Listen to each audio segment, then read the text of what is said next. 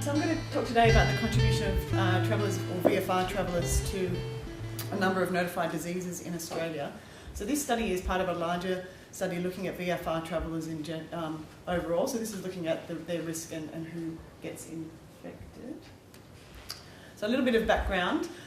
So international travellers are an important source of infectious diseases, particularly in countries with very strong national infectious disease control, such as Australia. And so imported diseases are not only a risk to the individual traveller, but can also risk big outbreaks in Australia. So epidemic-prone diseases such as measles, even dengue, may cause local outbreaks once an infected traveller returns. And we know that travellers visiting friends and relatives have been given the term VFR travellers are at greater risk of acquiring infectious diseases. So this is known through a number of studies around the world. They're less likely to seek professional travel health advice, and they're also less likely to be vaccinated and be compliant with malaria prophylaxis, adhere to diet restrictions as well. So with Australia, we know that we're a nation of migrants. So around 27% of Australian residents are born in a country other than Australia, and around 2/3 of those from low and middle income countries with less adequate disease control to Australia, and around 23% of our population are born to migrant parents. So we're a huge population of migrants. Australia, we're a nation of travellers as well, so there's 8.6 million short-term departures by Australian residents in 2013, and around a quarter of those were for the purpose of visiting friends and relatives. So understanding infectious disease risks associated with international travel, particularly VFR travel, is important for Australia's infectious disease control. Oops. No. So national disease surveillance data that we have, the National Notifiable Disease Surveillance System, importation status, or whether the disease was acquired overseas, is poorly captured on that data. So we don't know very much about where our infections are acquired. And reason for travel or country of birth are not routinely collected in these data as well. We have a little Australian data on imported disease by reason for travel, but what does exist shows that VFRs may be an important source of infection or high at risk. And we have little data on infectious disease disparity between our migrants and our non-migrant populations. But we do know that the provision of healthcare is a challenge for our migrant communities. So the aims of this study were to determine the proportion of notified cases of measles, hepatitis A and typhoid were associated with VFR travellers, and then to describe the travel epidemiology, so who's getting infected and ask them around their pre-travel health preparations.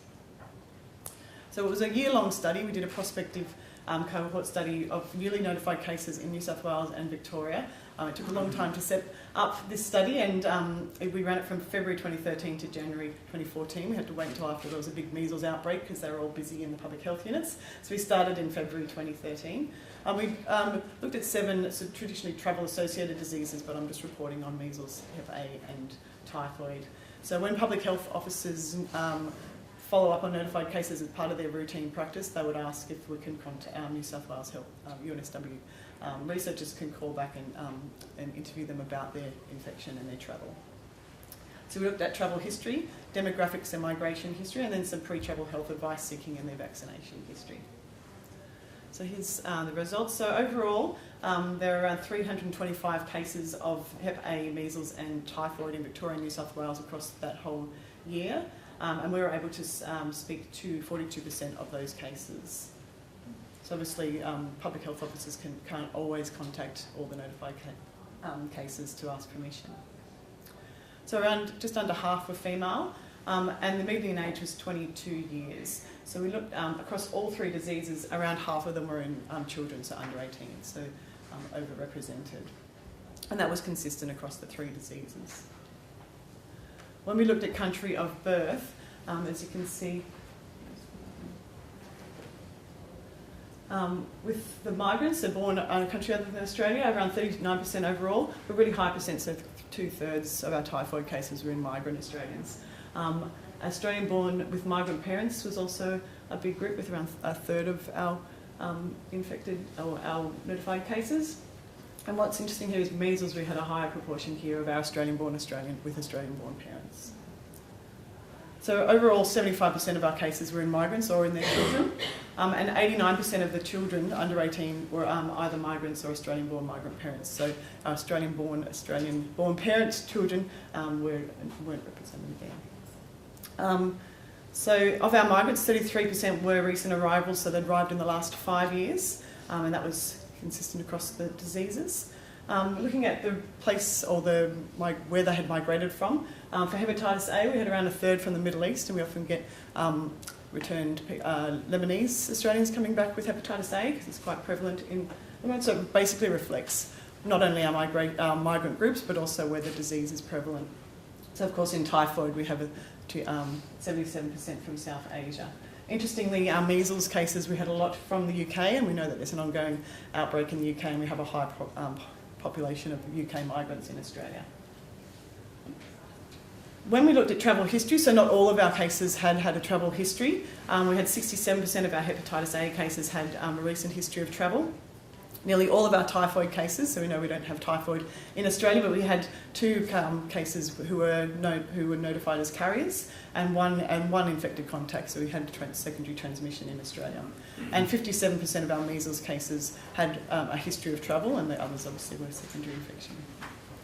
When we looked at reason for travel, 69% were VFR travellers, and that was nearly all of our typhoid cases, so 97% of our typhoid cases had gone to South Asia to travel to visit friends and relatives. When we looked at the different diseases, the different groups, so 89% of our migrant travellers were for VFR, and 74% of our Australian-born with migrant parents were to visit friends and relatives. One interesting thing from the literature looking at risk of VFR travellers is often that we're saying that they don't have enough time to go and seek pre-travel health advice before they travel, that they're travelling at the last minute. So this seems to be quite prevalent in some of the papers that I read. But most of them 41% had booked greater than 3 months prior to travel, and much higher, 50% in our typhoid and hepatitis cases. And this was quite consistent. So up from 2 days, so there were a few who were travelling for funerals and other family emergencies, but in general, booking was done, and they often travelled yearly. So 19% had reported more than 5 trips in the past 5 years, and they often reported yearly travel back to their home country. Only 6 reported no, that they'd never travelled internationally before, and these were all children. So we're looking at our really frequent traveller group. So 43% of migrant travellers had returned 3 or more previous return trips to their country of birth. When we looked at that pre-travel advice and vaccination, we found that only 15% had sought pre-travel advice before they had travelled, and very low for our measles group. And all who had sought pre-travel health advice had seen their regular GP, but only less than half had said that they had no recall of discussing vaccination with their doctors. There was a trend towards a lower health seeking in our migrant groups, but there were small numbers, so that wasn't significant. And of those, around 4% reported pre-travel vaccination, so only 1 in 3 of those who had attended pre-travel health advice. And from that, we asked our participants why they hadn't sought pre-travel health advice and why they hadn't been vaccinated. So I've just got a few quotes here from this data. Often they're showing inaccurate health advice or just lack of knowledge. So one person, a holiday traveller to Fiji, said the GP said that there was no need to take any vaccination. Fiji is pretty safe. A VFR traveller from rural Samoa, where there's quite high rates of typhoid, the doctor talked about safe eating and drinking, washing hands, medications, malaria, mosquito protection, but recommended against vaccination. So this is quite new and interesting information that's coming out about the poor advice that people are getting. With our hepatitis A group, all of our cases of hepatitis A were age eligible for vaccination, and 3 of the cases reported, 1 reported a hepatitis B and 2 reported a typhoid vaccine before their trip, and both these vaccines are available in multi-dose with hepatitis A and hepatitis B, or typhoid and hepatitis A. So they could have had the multi-vaccine. Which is this quote here from a Lebanese-born 32-year-old saying, "We were going home, I never thought we'd get the disease from there." This was common across all the diseases, particularly of all the VFR travellers. Looking at sort of inaccurate information, was our Burmese-born mother of a 7-year-old who said, I thought that my child had all her childhood vaccines, but then the doctor explained that only hepatitis B is in the schedule, so they weren't aware that there was a hepatitis A vaccine and that their child wasn't protected. With our typhoid vaccine, there was one self-reported typhoid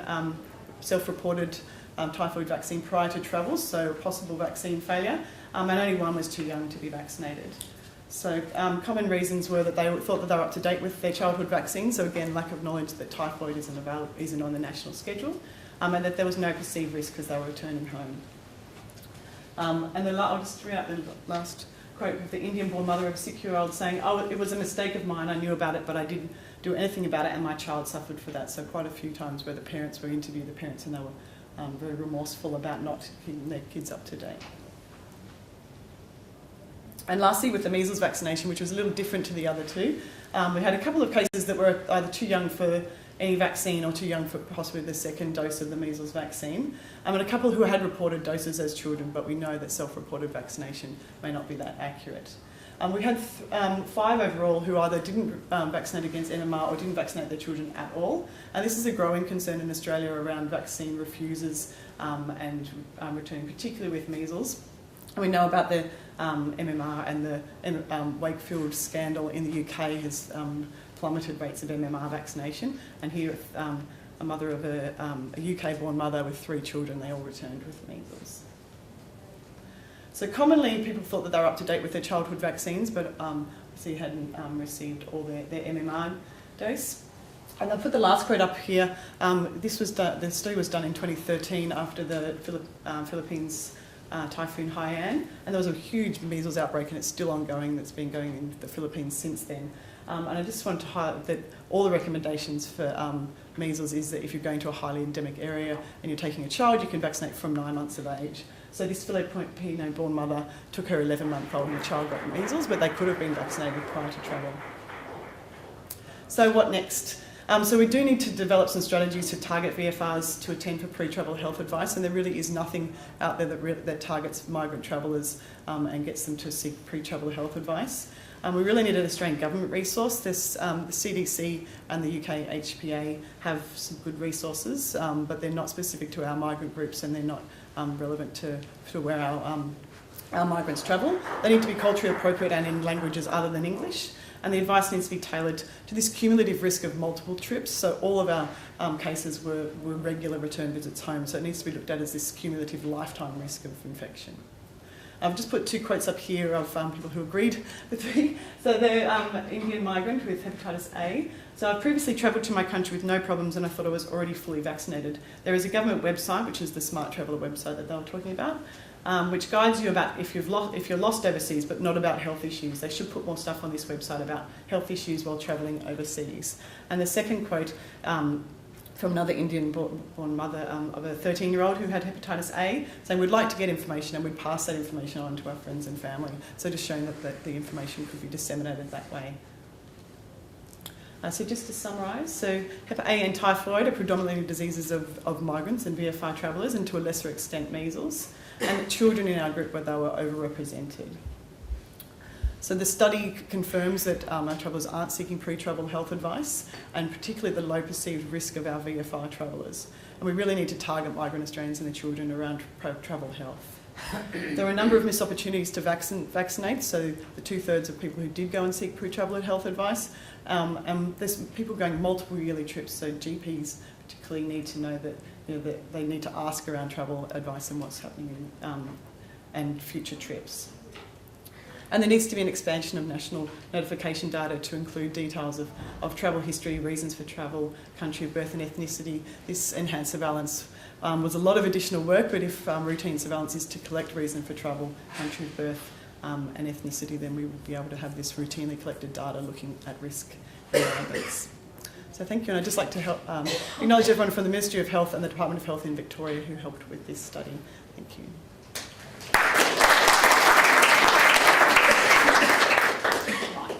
Thank you very much, Anita. It was very interesting.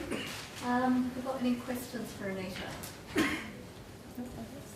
How are you moving your findings into practice? Are you having any success with changing policy? No, looking in the literature, there's nothing that evaluates VFR travel or travel health in general, actually, even to holiday travellers. So that is really the next stage of this research, is to move into informing interventions and evaluating the disease. So we don't know.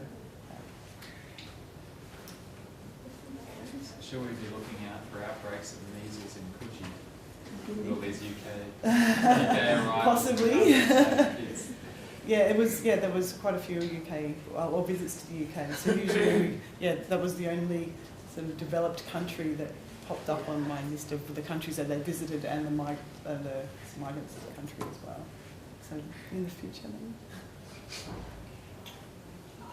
Thank you. All right, thanks very much, Lisa.